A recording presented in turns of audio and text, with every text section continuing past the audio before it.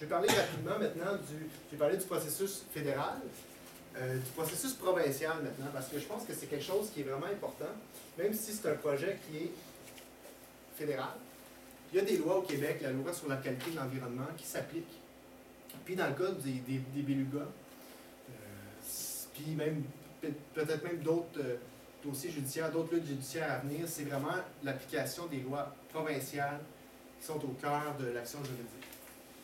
Donc au Québec, dans la loi sur la qualité de l'environnement, il y a deux principaux processus d'autorisation.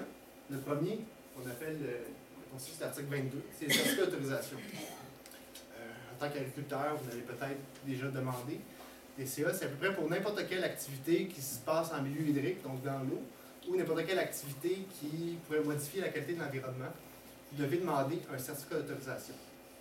Donc, c'est un mécanisme de base, c'est assez large, sauf pour les exceptions qui sont écrites dans la loi, il y a des exceptions, mais vous devez demander l'autorisation et la direction régionale signe les certificats d'autorisation.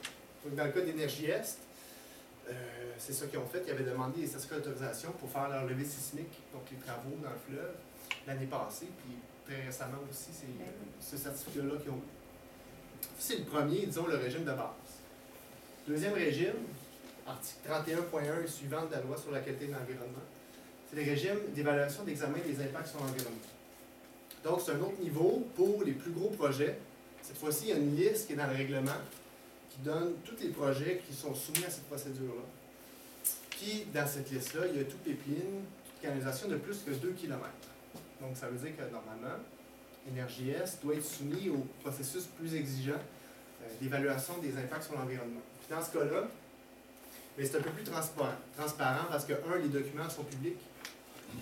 Certains documents sont publics. Puis, il y a le bureau d'audience publique sur l'environnement qui va intervenir, faire des audiences publiques et faire un examen du dossier, faire un rapport.